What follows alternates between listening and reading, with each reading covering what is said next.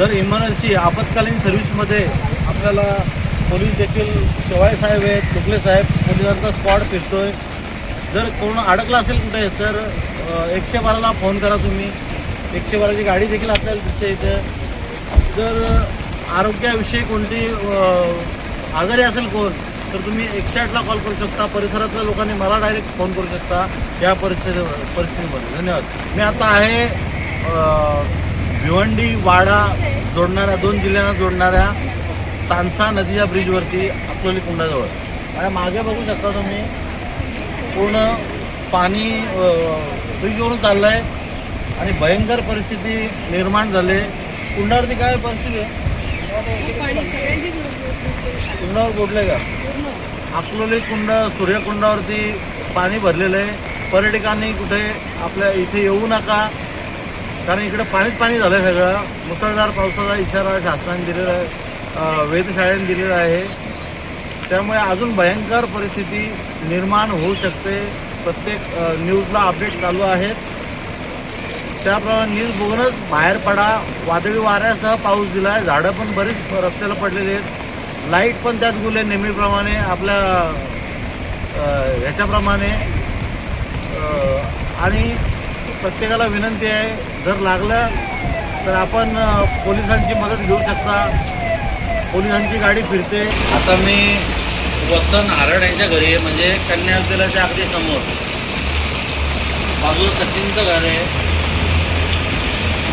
इथे या गाड्यामध्ये एवढं पाणी आहे. सचिनच्या घरामध्ये एवढं पाणी आहे. राहू जरा दाखव सचिनच्या घरची.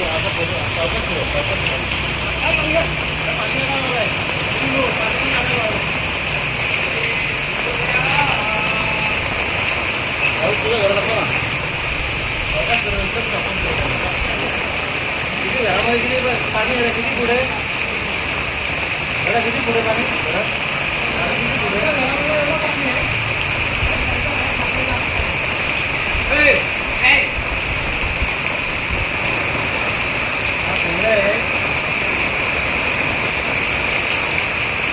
ही साधारण परिस्थिती बघितली तुम्ही. ही परिस्थिती कशामुळे निर्माण झाली मी तुम्हाला सांगतो. राहुल इकडे. आता हे समोर कन्या विद्यालय दिसते बघा. आणि हे पालचंद कांबळेचं घर पूर्ण फुडलं आहे. आतमध्ये जे काका आहेत, काकू आतमध्ये आहेत. आता मुलं आहेत समजा त्यांना काढायला. इथली मुलं आहेत. हा राहुल आहे. राहुलच्या घरामध्ये 5 फूट पाणी आहे. सचिनच्या घरामध्ये 5 फूट पाणी आहे. ह्या पाणी भरायचं कारण यांच्या घराला आजपर्यंत पाणी कधी भरलं आहे का? आजपर्यंत कधीच यांच्या घरात पाणी गेलं नव्हतं. आज जायची काय वेळ आली. मी बऱ्याच वेळाला या रस्त्याबद्दल ओरडत होतो पण कोणीच त्याच्याबद्दल लक्ष दिलं नाही. या इथे 4 मोऱ्या होत्या. ह्या रोडला इथून कुठं जा राहून समोर 4 मोऱ्या होत्या. तर रस्तेवाल्यांनी या रस्ते ठेकेदारांनी कंजूसी करून 2च मोऱ्या केल्या आणि 2 मोऱ्या खाऊन टाकल्या. त्याच्यामध्ये मी 4 मोऱ्यांचा अप्लाय केला होता पण त्याच्यामध्ये त्यांनी काही संदर्भ मला दिला नाही. आणि त्याच्यानंतर बाकीचा त्यांचा काम मी हप्ताभराचा बंद केला होता. पण त्याच्यानंतर त्यांनी न कळत म्हणजे मी कामामध्ये असल्यानंतर त्यांनी 2 मोऱ्या टाकल्या आणि यांच्या काम एक करून घेतलं आहे. आता एक लक्षात घ्या. ह्या राहुलने सांगितलं 4 मोऱ्या होत्या इथं 4 मोऱ्या टाकून द्या. पण त्यांनी 2च मोऱ्या टाकल्या आणि यांनी एक हप्ताभर काम बंद केला होता. ह्याच्याकडे स्थानिक इथल्या नागरिकांनी इथल्या कार्यकर्त्यांनी कोणतरी विचारा पाहिजे तुम्ही काम का बंद केलं आहे. त्यांनी सांगितलं असतं बाबा 4 मोऱ्या होत्या 2च मोऱ्या केल्या आणि नंतर ही परिस्थिती उद्भवणार आहे. आणि आज ती परिस्थिती सगळं उद्भवली आहे. सगळं याच्या घरात पाणी साचलं आहे. याला जबाबदार कोण आता?